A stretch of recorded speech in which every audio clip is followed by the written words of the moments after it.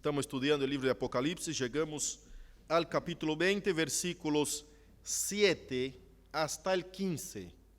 Hoy vamos a hacer una recorrida en estos versículos, vamos a ver si llegamos a completar el capítulo 20. Entonces estamos en Apocalipsis capítulo 20, versículos del 7 hasta el versículo 15. Yo voy a leer la santa palabra de Dios y la iglesia me acompaña con su Biblia silenciosamente. Así vamos a tener el texto completo. Dice así la santa palabra del Señor. Cuando los 1000 años se cumplan, Satanás será suelto de su prisión y saldrá a engañar las naciones que están en los 4 ángulos de la tierra, a Gog y a Magog, a fin de reunirlos para la batalla, el número de los cuales es como la arena del mar. Y subieron sobre la anchura de la tierra y rodearon el campamento de los santos y la ciudad amada, y de Dios descendió fuego del cielo y los consumió. Y el diablo que los engañaba fue lanzado en el lago de fuego y azufre, en donde estaban la bestia y el falso profeta, y serán atormentados día y noche por los siglos de los siglos. Y vi un gran trono blanco y al que estaba sentado en él, delante del cual huyeron la tierra y el cielo, y ningún lugar se encontró para ellos. Y vi a los muertos grandes y pequeños de pie ante de Dios. Y los libros fueron abiertos, y otro libro fue abierto, el cual es el libro de la vida. Y fueron juzgados los muertos por las cosas que estaban escritas en los libros, según sus obras. Y el mar entregó los muertos que había en él, y la muerte y el Hades entregaron los muertos que había en ellos, y fueron juzgados cada uno según sus obras. Y la muerte y el Hades fueron lanzados al lago de fuego. Esa es la muerte segunda. Y el que no se halló inscrito en el libro de la vida fue lanzado al lago de fuego. Amén. Querido Dios, habla nuestro corazón a través de tu santa y poderosa palabra. Tu palabra suficiente es para cambiar el más duro corazón, para enseñarnos, para corregirnos, para amonestarnos. Oh Dios, tú, Señor, eres el que nos cuida, que nos ayuda, que nos fortalece.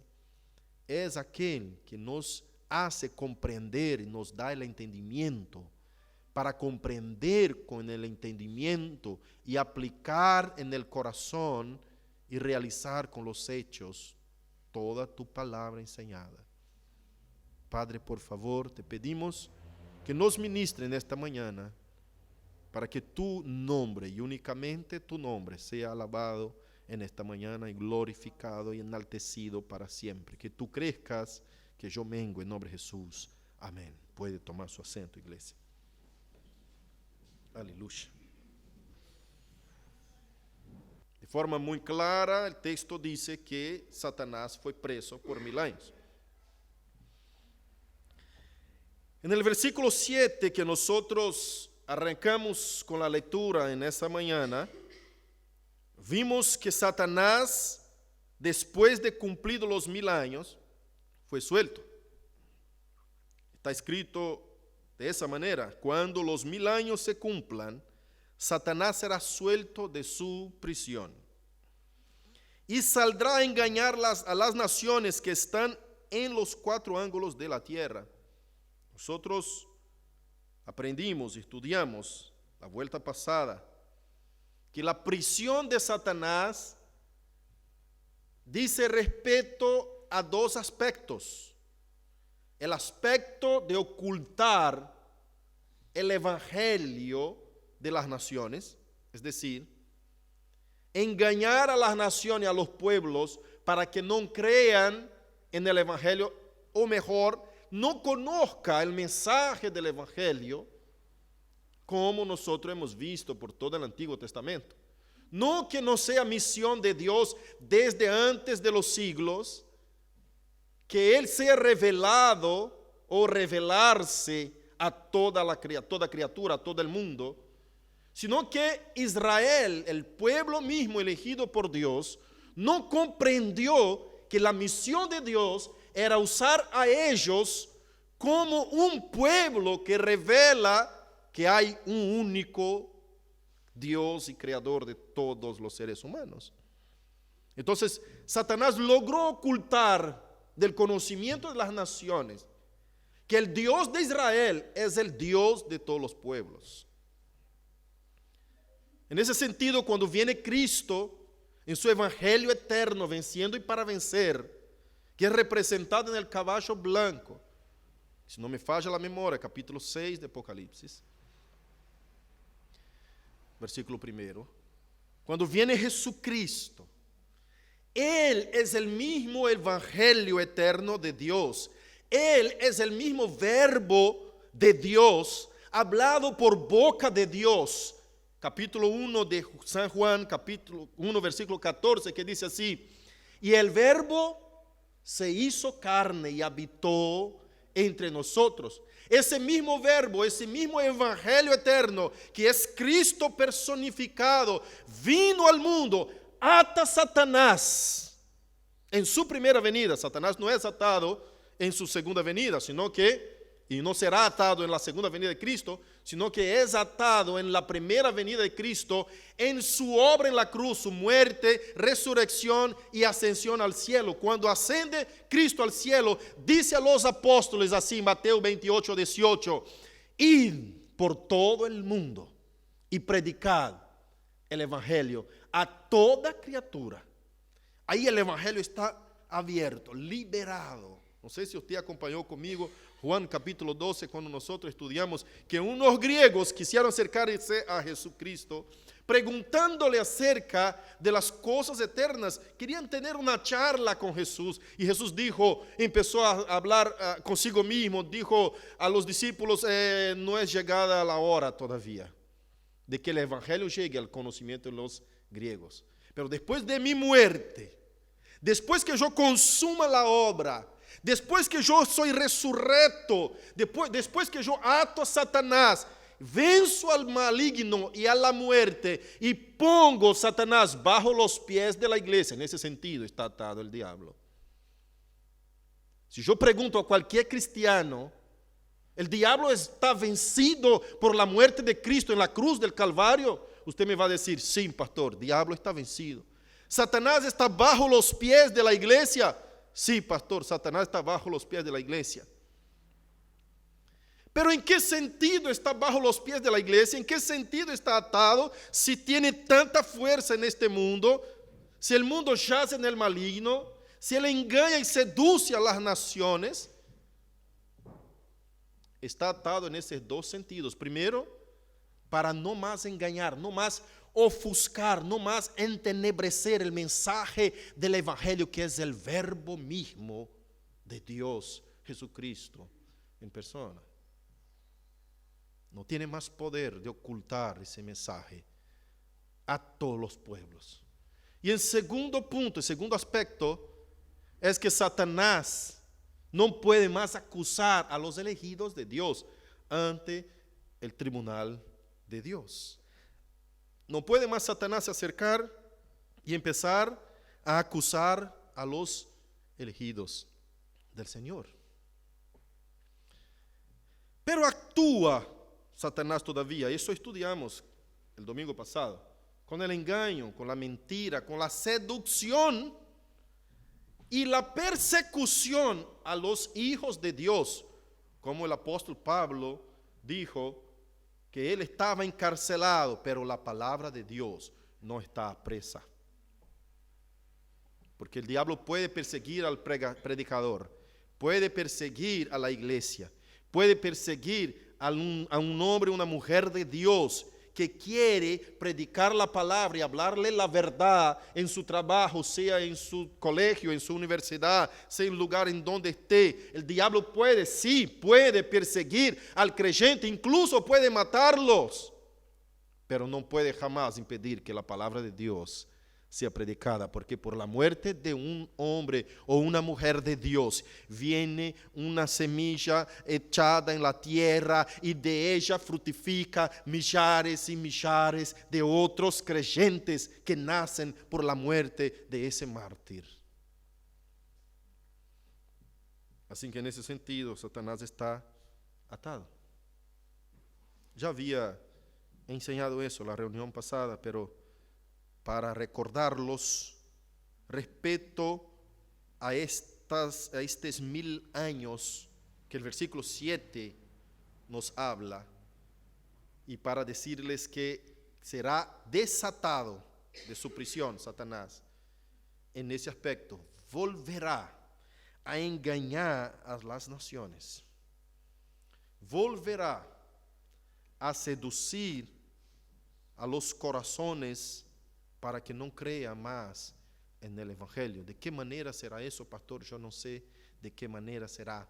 Si será literalmente asesinando, destruyendo, matando, raendo de la tierra todos los siervos de Cristo, o si será callando a la iglesia en el sentido de echar sobre los oídos y el entendimiento de las multitudes de pueblos, de naciones, el engaño de tal manera que cuando nosotros prediquemos el Evangelio, ya la gente mire hacia nosotros y diga: eso no significa nada, eso simplemente es una poesía, simplemente eso es un mito, como me dijeron otro día en un curso que estaba haciendo de inglés. Un hombre de Portugal se acercó a mí y dijo: desde mi abuelo que yo aprendo que la Biblia nada más es que un libro de poesía. El ateísmo en Europa está terrible. Entonces, ¿de qué forma que Satanás engañará a las naciones? Yo no sé. Quizás las ideologías estarán tan cimentadas en la mente de la gente que hablar acerca de la Biblia es una cosa de la antigüedad, como ya es en nuestros días. Quizás estará se cumplindo y llevando a cabo lo que Cristo ha dicho en Mateo 24, que en los fines de los tiempos el amor se enfriaría de casi todos. Si usted busca en hebreo original, no es de muchos. El texto dice algo espantoso: el amor se enfriaría de casi todos. Casi todos es más que muchos. Entonces, ese será el tiempo en que el diablo será suelto de su prisión. Será suelto de su prisión. Y esto concuerda con los textos de Apocalipsis 11, cuando dice que la bestia y el falso profeta pelearían en contra de los dos testigos y los vencería y los mataría, y sus cuerpos serían echados en plaza pública. Después ellos resucitarían y serían llevados al cielo frente a los ojos de sus enemigos. Esa muerte de esos dos testigos simboliza, como yo prediqué capítulo 11, que infelizmente la grabación no se pudo hacer por una falla técnica, pero el capítulo 11, esos dos testigos representa la palabra de Dios misma, el verbo de Dios mismo, y también a los predicadores, es decir, a la iglesia, que es testigo de ese evangelio y de Jesucristo en ese mundo. Va a llegar un tiempo, y el tiempo será de ese versículo 7, cuando Satanás será suelto, en que ya no se escuchará más la voz del Evangelio. ¿Por qué, pastor? Porque el último elegido ha escuchado la voz del Evangelio, ha creído y ha sido salvado. Y se contará ante los cielos, se sonará las trompetas y se contará delante de todas las naciones que todo lo que se predicó por los creyentes es de hecho verdad. Y se mostrará en el cielo la señal del Hijo del Hombre, viniendo en las nubes con poder y gran gloria. La tierra y los cielos se temblarán. Entonces, cuando eso venga a pasar, será un periodo de gran y terrible dolor. Pero antes de seguir con el versículo 8, un poquito más adelante, yo quiero explicarles algo acerca del milenio, porque es mal comprendido el milenio. Nosotros, los reformados, no creemos que el milenio sea literal. No es un periodo de 1000 años que Cristo va a reinar con la iglesia allá en Jerusalén, estableciendo el trono de David, restableciendo el trono de David. No creemos que será de esta manera. ¿Por qué, pastor? Porque el Nuevo Testamento nos revela que estas promesas que Dios hizo al pueblo de Israel ya fueron cumplidas en Cristo. Si no, acompañe conmigo en qué se fundamentan las promesas. En primer lugar, la restauración del tabernáculo de David. La promesa está en Amós, capítulo 9, versículos 11 y 12. Acompañe conmigo si usted puede en su Biblia. Dice así: en aquel día yo levantaré el tabernáculo caído de David. En aquel día, ¿cuál? ¿Qué día es ese? Acompañe. Y cerraré sus portillos y levantaré sus ruinas y lo edificaré como en el tiempo pasado, para que aquellos sobre los cuales es invocado mi nombre posean el resto de Edom. Y a todas las naciones dice Jehová que hace esto.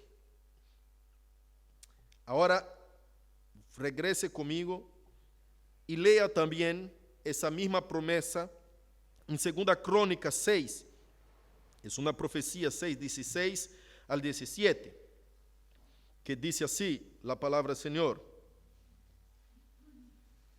Ahora pues, Jehová Dios de Israel, cumple a tu siervo David, mi padre, lo que le has prometido, diciendo: no faltará de ti varón delante de mí, que se siente en el trono de Israel, con tal que tus hijos guarden su camino, andando en mi ley, como tú has andado delante de mí. Acá es como un recuerdo, una exigencia, pidiendo a Dios que cumpla la profecía que había dado.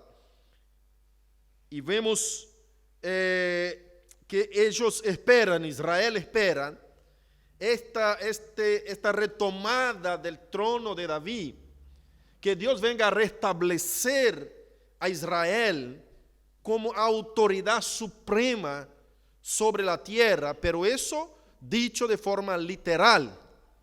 Pero el Nuevo Testamento me interpreta el cumplimiento de esos pasajes, tanto de estas promesas como de esta profecía, en Hechos capítulo 15, versículo 13 hasta el 18. Acompañen conmigo.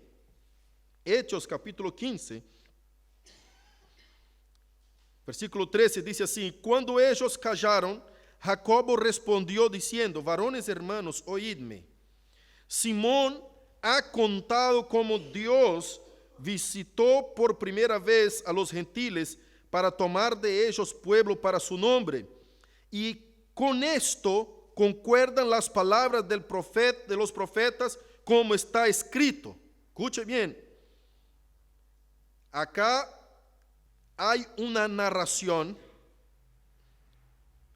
diciendo que esta profecía está siendo cumplida en ese momento. ¿Y qué dice la palabra de los profetas? Como está escrito, versículo 16, ¿qué dice? Dice así: después de esto volveré y reedificaré el tabernáculo de David que está caído, y repararé sus ruinas y lo volveré a levantar, para que el resto de los hombres busque al Señor, y todos los gentiles sobre los cuales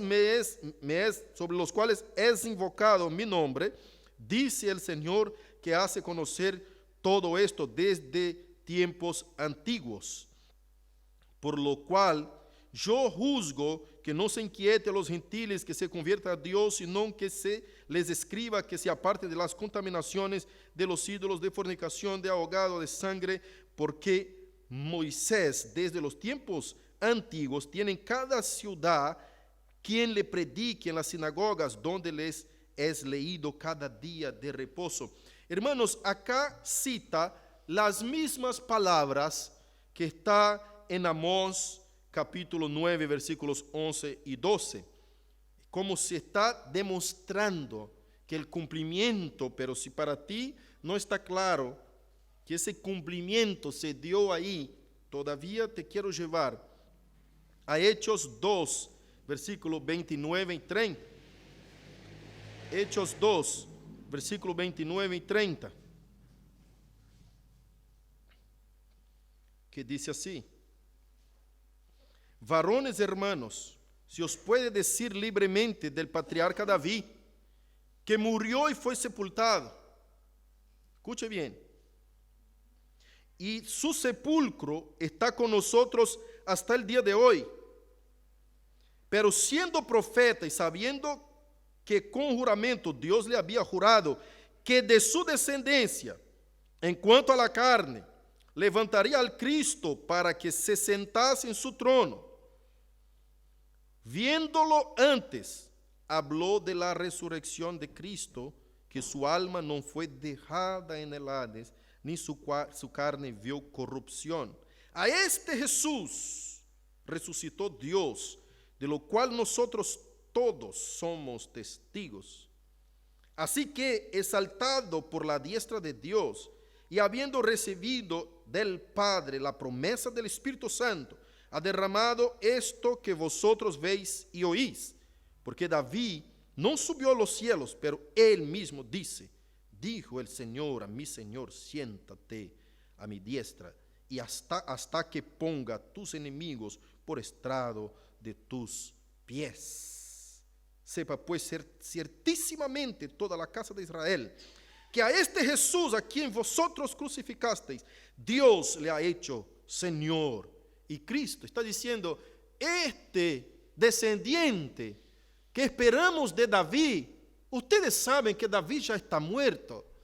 Hermanos, ¿qué descendiente vino de David, cuyo reino es eterno y jamás tendría fin, como dice Salmos 89 y Salmos 132, versículo 11? ¿Cómo podemos estar esperando todavía un heredero de David que se siente sobre un trono que será reino eterno? Y acá vemos claramente en el libro de Hechos la exposición declarada y diciendo al pueblo judío, ciertísimamente, este es Jesucristo, el cual ustedes han crucificado. Y este ya es Rey y Señor. Él está sentado sobre ese trono poderoso, y nosotros vamos a mirar que este trono, el cual Cristo está sentado, está visible en el versículo 11. Y vi un gran trono blanco y el que estaba sentado sobre él, delante del cual huyeron la tierra y el cielo, y ningún lugar se encontró para ellos. Vemos que ese trono, el cual Cristo reina, y reina desde cuando vino por primera vez. Cristo, cuando viene, inaugura el milenio. El milenio, querida iglesia, no es literal. El milenio es simbólico. No son 1000 años contados cronológicamente. es un símbolo, un significado, un sentido de un tiempo en el cual Cristo reina con su pueblo, que es la iglesia. Nosotros reinamos con Cristo ahora mismo, pertenecemos al reino de Dios. Por eso siempre digo y advierto a la iglesia que la iglesia tiene un gran dilema: vivir en un reino humano, terrenal, prácticamente maligno, pero pertenecer, tener su identidad de un reino eterno, celestial, cristiano, mesiánico. Tenés que vivir en esa tierra entre los hombres corruptos, entre los malos, sin dejarte contaminar con la maldad de ellos. Es decir, siempre reflejando la gloria del reino al cual usted representa y pertenece. Por esa razón andamos muchas veces en la contramano del mundo. Cuando el mundo dice, el más experto, el que más engaña, el más mentiroso, ese tiene victoria sobre los demás, la palabra de Dios está diciendo: sea justo, sea bueno, sea perfecto, sea santo, como tu Dios santo es. Mientras el mundo está diciendo: saque ventaja de los demás, agarre de acá, tire de allá, el Señor está diciendo: dé a quien te pide, más bienaventurada cosa es dar que recibir. Cuando el mundo está diciendo, a veces incluso en voces evangélicas, entre comillas, que usted es hijo del rey, que usted no lleva frente a tu casa, que si alguien te quiere sacar la alfombra, usted pelea y vence y le da con, no sé, una patada. Entonces usted se recuerda de las palabras de Jesucristo en Mateo capítulo 5, que dice: da al que te pide. Si alguien quiere demandar contigo y quitarte la túnica, la capa, dele también la túnica. Si alguien te afrentar y herirte la mejilla derecha, ofrecerle la izquierda. El que quiere enaltecerse será humillado, pero el que se humilla será enaltecido. Es al revés. Ese es el reino que usted pertenece. Este es el reino que usted representa. No te acostumbres con el reino de esa tierra. No dejes que tus ojos se empañen con la visión turbada, seductora de la gran ramera. Cuidado, iglesia. Vigila y ora para que no caiga en las tentaciones. Nosotros vamos a ver, regresando a estos mismos textos, Jeremías también 33, 14 al 22, que hace la promesa claramente. Vemos que fue cumplido también eso. Dice así la palabra de Dios, Jeremías 33, 14 al 22, dice así: he aquí vienen días, dice Jehová, en que yo confirmaré la buena palabra que he hablado a la casa de Israel y a la casa de Judá. En aquellos días y en aquel tiempo haré brotar a David un renuevo de justicia, y hará juicio y justicia en la tierra. En aquellos días Judá será salvo y Jerusalén habitará segura, y se le llamará Jehová justicia nuestra. Y bueno, ahí sigue todas las promesas. ¿Y por qué, pastor, no concordamos que eso en el milenio? Porque Lucas 1, 32, desde el 31, ya nos muestra claramente el ángel mismo hablando a María, diciendo, mire desde el versículo 31, y ahora concebirás en tu vientre, y darás a luz un hijo, y llamarás su nombre Jesús. Este será grande y será llamado Hijo del Altísimo, y el Señor Dios le dará el trono de David su padre, y reinará sobre la casa de Jacob para siempre, y su reino no tendrá fin. Y María, pobre, no podía entender eso. Entonces María dijo al ángel: ¿cómo será esto? Pues no conozco varón, porque era virgen y tampoco podría comprender semejantes palabras.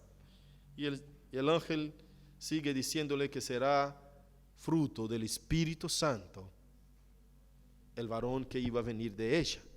Así que vemos de forma muy clara que cuando Cristo viene al mundo, el nacimiento de Jesús, estamos leyendo el texto que habla del nacimiento de Jesús. El nacimiento de Jesús registra en el nacimiento mismo de Cristo que está naciendo aquel que sentará en el trono de David, y su reino jamás tendrá fin. ¿Y por qué eso no pasará en el milenio? Sí, pasará en el milenio, pero no literal. Ya está pasando en este milenio, que es desde cuando vino Cristo hasta su segunda venida. Ese es el espacio de tiempo que nosotros no lo tomamos simbólicamente como milenio. Entonces el milenio arrancó con la primera venida de Cristo y se consumará en la segunda venida de Cristo. El diablo fue atado en la primera venida de Cristo y será suelto segundos antes, momentos antes, tiempos antes de su segunda venida. Estamos viviendo el tiempo en que Satanás está atado. Por eso a veces digo que los que están ahí atando a Satanás están retrasados 2000 años, porque Cristo ya lo ató con su obra perfecta en la cruz. En ese sentido, de acusar a los elegidos de Dios. Por esa razón nosotros no creemos que al creyente tiene que ser hecha, ¿cómo se dice?, liberación por maldición de herencia, ¿cómo se dice acá? ¿Cómo se nombra? Maldición generacional, que tiene que echar espíritus malignos de cristianos, de creyentes, y están en las iglesias haciendo fila para ser liberados por el ministro que está acá adelante. Hermanos, el creyente no tiene más ninguna acusación de Satanás que le afecta. El creyente está liberado del poder del diablo. No tenga miedo del diablo, porque usted lo tiene bajo tus pies, a menos que no crea en la obra perfecta de Cristo en la cruz, en lo que Cristo hizo en la cruz. Los que sí están bajo el dominio de Satanás son los impíos. Estos todavía no fueron liberados por el poder del evangelio, pero si usted es creyente, cristiano, que fue liberado por el poder del evangelio, por la obra poderosa de Cristo en la cruz, su muerte, resurrección y ascensión al cielo, usted no tiene que andar con miedo de Satanás, andando haciendo liberaciones en tu casa, liberaciones generacionales, liberación de maldición hereditarias. Esas cosas no existen más para tu vida. Sobre ti reina Cristo. Tú perteneces al reino de Cristo, eterno. Y sobre ti no gobierna más, no reina más la muerte. Usted ya no muere más. Cristo dijo eso en Juan 11:25. ¿No? El que cree en mí, yo soy la resurrección y la vida. El que cree en mí, jamás morirá. Y el que está muerto y cree en mí, vivirá. Amén.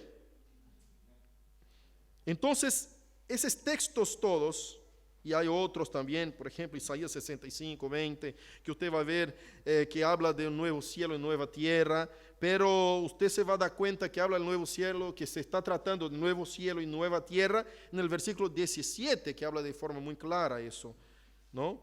Cuando habla ahí, la gente toma muchas veces Isaías 65, que dice, el león caminará con el carnero, comiendo pasto, el joven morirá de 100 años, todo forma simbólica, porque si eso es verdad, que Cristo, que ese milenio sería literal, el joven no podía morir, entonces la muerte ya estaba destruida en el milenio, entonces no podría más haber ahí en ese tiempo muerte. Por eso notamos claramente, incluso con los que piensan que es literal el milenio, de que ese texto es un texto simbólico, no puede ser tomado de forma literal, porque la muerte ya no domina más sobre el milenio, aunque algunos lo creen que sea literal. ¿Amén? ¿Me explico? Entonces, si nosotros miramos, aún concordando con los que dicen que sea literal, ese texto no puede ser tomado de forma literal, porque ya la muerte está derrotada en ese sentido. Ese milenio no habrá muerte, en ese milenio habrá un gobierno de Cristo, ese milenio literal que enseñan, habrá un gobierno de Cristo y ese gobierno, Cristo vencerá a todos y la iglesia no va a morir, no conoce más la muerte. Así que los que están reinando no pueden morir más. Esa muerte, el mancebo, el joven morirá de 100 años, significa que nadie más morirá. En ese sentido, ya la muerte no hace parte de la vida del creyente. Vemos en todos los aspectos que ese milenio, ese reino de Cristo, y cuando usted va a estudiar reino de Dios o reino de los cielos, que Cristo ha tomado la mayor parte de su tiempo hablando siempre de reino. Y si usted mira en sus parábolas, todas las parábolas de Cristo está diciendo, ¿a qué compararé el reino de los cielos? ¿De qué forma los puedo hacer comprender qué es el reino de los cielos? ¿Cómo les puedo explicar el reino de los cielos? Entonces explica por parábolas, para que los suyos comprendan, pero para que confunda a los que no son suyos. Entonces, las parábolas tienen dos sentidos fuertes cuando Jesús habla del reino. Una es para ocultar de los impíos perversos que no pertenecen al reino, y la otra es para simplificar su lenguaje a la comprensión terrenal de los discípulos. Entonces Jesús explica el reino de Dios, el reino de los cielos, muchas veces y de muchas maneras, para que nosotros podamos comprender que el reino de Dios ya ha arrancado, ya ha empezado. No sé si ustedes recuerdan que cuando Juan Bautista estaba en la cárcel, envió 2 discípulos a preguntarle a Jesús, ¿eres tú el que esperábamos o tenemos que esperar otro? ¿Eras tú el que vendría a redimir a Israel o debemos esperar otro? Porque yo estoy en la cárcel, estoy cerca de la muerte, estoy envejeciendo y no vi aún todavía, estoy esperando que tú tomes el trono literalmente de ese mundo que está gobernando sobre nosotros. Si eres tú el que nos va a liberar, por favor, antes que me lleven a la muerte, tome el trono políticamente, bélicamente, financieramente, gobierne sobre nosotros pronto, a ver si me liberan de esa cárcel. ¿Eres tú mismo? Tenemos que esperar otro. ¿Eres tú el Mesías de todas las profecías que iba a sentar sobre el trono de David y restaurar la casa de Israel? ¿O tenemos que esperar otro todavía? Y Jesús le contesta diciendo, decía Juan que los cojos andan, los ciegos ven. ¿Qué está diciendo? Jesús está llevando a Juan a reflexionar acerca de la profecía de Isaías que dice, el Espíritu del Señor está sobre mí y me trajo a traer visión a los ciegos, liberar de la cautividad a los cautivos. Y ahí lleva Juan a recordar de que esa profecía está hablando de ¿quién? Del Mesías. En otras palabras, resumidamente, Jesús está diciendo, sí, soy yo, el Mesías. Pero como Jesús nunca responde de esa manera, como cuando le preguntaron, ¿eres tú el rey de los judíos? Él le contesta y dice, ¿Tú lo dices? Entonces Jesús va llevando su mensaje y haciéndonos entender que el reino de Dios ya empezó en su venida, en su nacimiento, y se consumará en su segunda venida. Pero amén. Quiero ver si en pocos minutos te llevo a comprender acá un desarrollo de los versículos 8 hasta el 15 de forma rápida, que vemos una batalla siendo reunida después que Satanás es suelto para pelear en contra del pueblo de Dios. ¿Por qué pueblo de Dios, pastor? Porque el texto nos dice de esa manera: y saldrá a engañar a las naciones que están en los cuatro ángulos de la tierra, Gog, Agog y Amagog, a fin de reunirlos para la batalla, el número de los cuales es como la arena del mar. Y subieron sobre la anchura de la tierra y rodearon el campamento de los santos y a la ciudad amada. Eso representa a la iglesia. Esa persecución al campamento de los santos, esa persecución a la ciudad amada, que será levantada por la seducción de Satanás, que levantará Gog y Magog, representando una batalla. Y ese Gog y Magog tiene una resonancia allá en Ezequiel capítulo 38, que representa también una persecución al pueblo de Dios. Entonces bajará el Señor y descenderá fuego del cielo y los consumirá. El Señor los vencerá con el soplo de su boca. Hay una batalla, sea espiritual. Es verdad que esa batalla es espiritual también. Es una batalla tanto espiritual de las fuerzas anticristianas en contra de la fuerza de la iglesia, del pueblo de Dios, como una batalla literal al fin de los tiempos.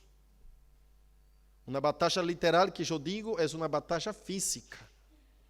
Sea de forma a una persecución física, como ya vimos hoy, y estamos siempre en persecución, la iglesia. Hay hermanos en China siendo perseguidos físicamente y siendo asesinados. Hay hermanos en India, hay hermanos en varios lugares de países musulmanes que están siendo perseguidos física y literalmente, están siendo asesinados. Pero no estoy hablando de lugares individuales o separados del mundo. Estoy hablando de una persecución mundial a la iglesia. Y cuando yo cuando predicamos acerca de 2 Tesalonicenses, que habla del inicuo, de la manifestación del anticristo, yo dije que sí, puede ser que en algún momento una persona, un hombre, represente todo ese poder maligno levantado en contra de la persecución de la iglesia, además de ser también representado por ideologías, por ideas, por pensamientos, filosofías que se levanten contra el pueblo de Dios. Puede que todo eso se concentre en una única persona, puede sí. Puede que venga tiempos que todas esas ideologías, la defensa de esas ideas malignas nacidas mismo en el infierno, sean representadas, sean enfocadas en un hombre, el inicuo, el hijo de la iniquidad, como dice la palabra de Dios en 2 Tesalonicenses, que aquel que lo detiene, él todavía no se ha manifestado, porque aquel que lo detiene, y ahí vemos acá que está atado Satanás, y apenas en ese tiempo será suelto.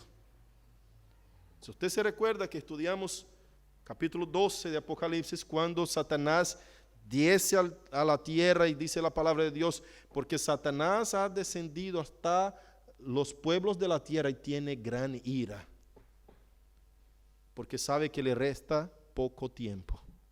Entonces por un poquitito de tiempo será suelto Satanás. Y esa persecución, iglesia, cada vez será más fuerte, más difícil para los creyentes. Pero llegará nuestro Señor, será ese tiempo que vendrá nuestro Salvador con poder y gran gloria sobre un gran y sublime trono blanco. y liberará su pueblo y vencerá a sus enemigos y los aplastará, destruyéndolos por completo. Había muchas otras cosas que quería compartir con la iglesia. Versículos 10, vemos Satanás siendo lanzado en el abismo. ¿Qué abismo, pastor? El lago de fuego, en donde estaba ya el falso profeta y la bestia. Satanás es destruido por completo. El destino de Satanás es el mismo lugar en donde está la bestia, el falso profeta y todos los impíos. Vemos del versículos 11 hasta el 15 el gran trono blanco y el gran juicio final, cuando Dios juzgará a cada uno de los muertos y cada uno de los seres humanos que todavía están vivos.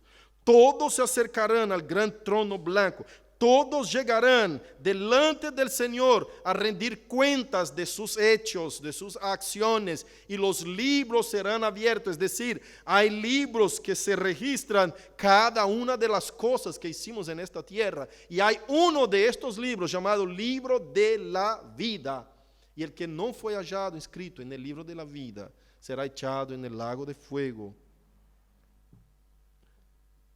Dice la palabra de Dios que nosotros seremos juzgados según nuestras obras. Y ese juicio sucederá por los 10 mandamientos, por la ley de Dios. El Señor va a juzgar a cada uno de nosotros por su ley. Y aquel que no es hallado en Cristo será culpable, porque ninguno de los hombres puede ser obedientes a la ley de Dios de forma perfecta.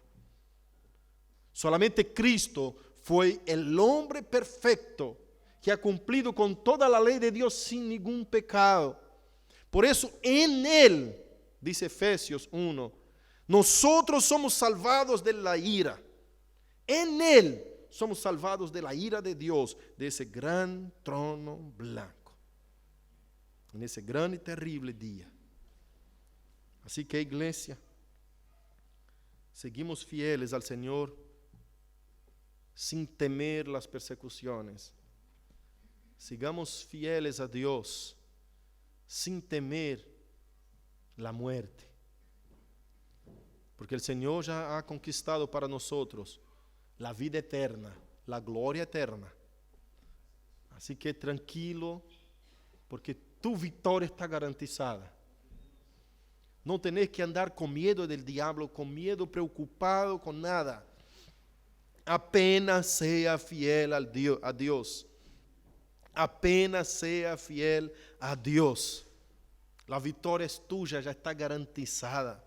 Si sos hijo de Dios, nacido de nuevo, no tenés que temer a nada y a nadie.